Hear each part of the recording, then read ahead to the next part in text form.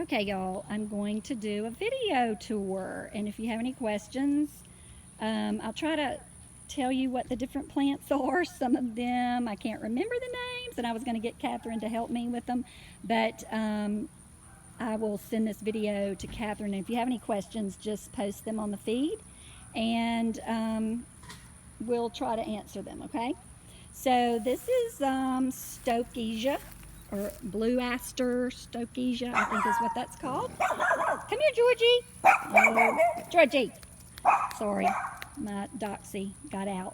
And I have had those planted in here for several years. They come back really well every year. The pink cone flowers, I love those, and the cleome. I have planted cleome from seed, which that's what I tried to do right here in this bare spot, but I don't know what happened. The cleome didn't come up that I planted by seed, so I bought these white cleome at Vesley's. I love them. I love the big cleome, and I actually cut them and put them in flower arrangements. The pinks that are here, and then just planted that variegated shrub right there for my flower arrangements. Can't remember the name of it. And then this pot here, and as I was saying before, we did outline this front street side bed in stone, and we intend on doing the same thing going up this side right here, which we haven't done yet, and in the front bed by the blue water fountain urn. So this is the front bed, and this was a statue that was always in my mom's and dad's front yard. So I love that statue. Has a lot of sentimental meaning for me. So these are the different perennials and annuals that are in this front bed. These are the old-fashioned mums, Clara Curtis mums, the green right there. It's a great pass-along plant that I've dug up and given some rootings to friends. It spreads really well, and it'll have a flush of pink blooms in the fall. Let me go over here. Steve loves to manicure his little patch of grass. This is the only grass we have in our yard because everything else is taken up with gardens. That rose isn't doing too well. Well, I see another shoot coming out. I just put some of the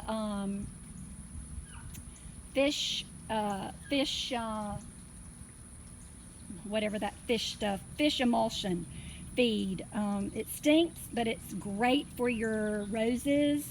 And I put that around that rose bush last week, and look at that new part that's coming up already on that rose. I was about to dig it up and cut it back and put it somewhere else.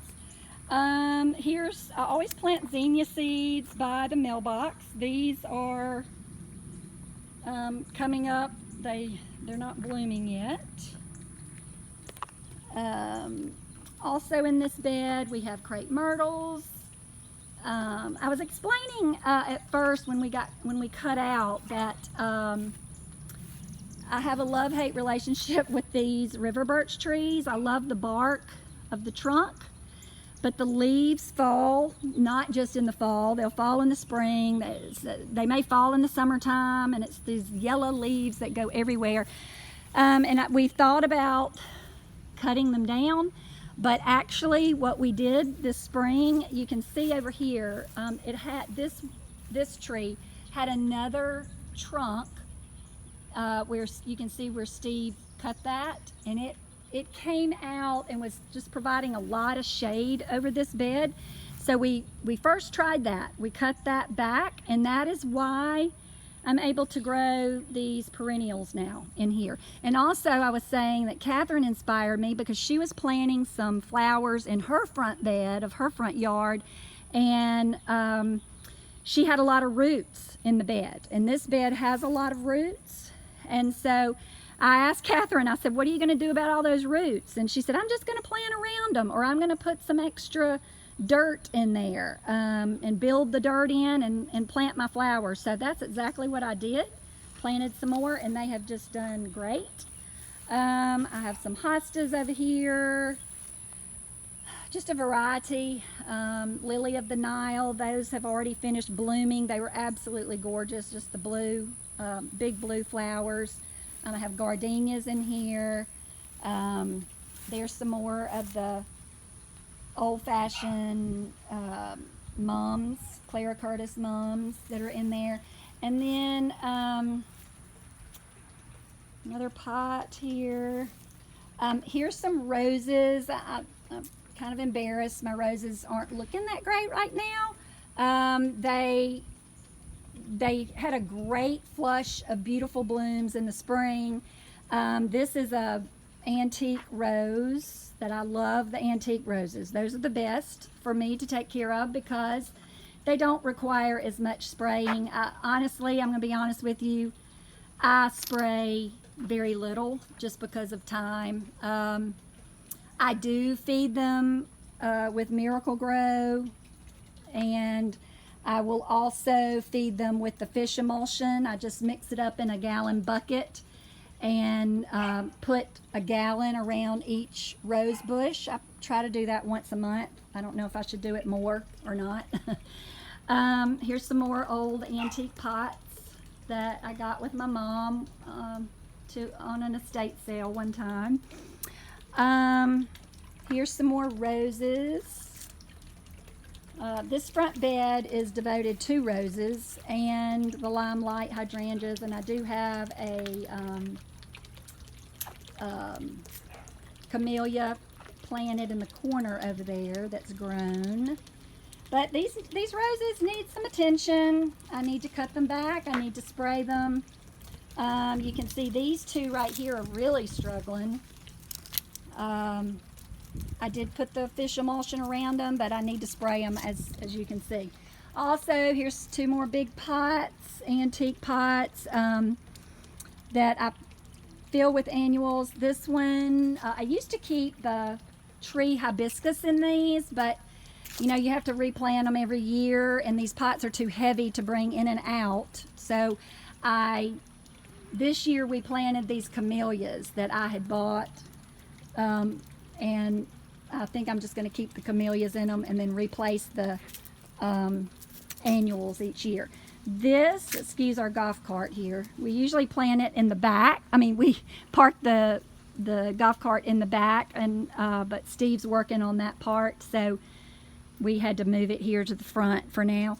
This is just a little bed in between our two garages, and I keep a tree rose in there, and I always plant cosmos seeds. There's a little blue plumbago there. The cosmos do really well here. Oh, it says my battery's low. So I think that's the front yard. I do love pots, even though it's a lot of watering. Haven't figured out yet how to do the tubes from my sprinkler system into the pots. That's going to be a project for next spring. I've been researching it. You can see in our front yard, there's a little bit of a lake view from our front yard of the Canebrake Lake, and that's a little sidewalk that goes down to our boat dock. The houses across the street are all on the lake, and then all the homes, these are French, considered the New Orleans French courtyard garden homes. All of the homes across the street from the lake, we are deeded our own boat dock.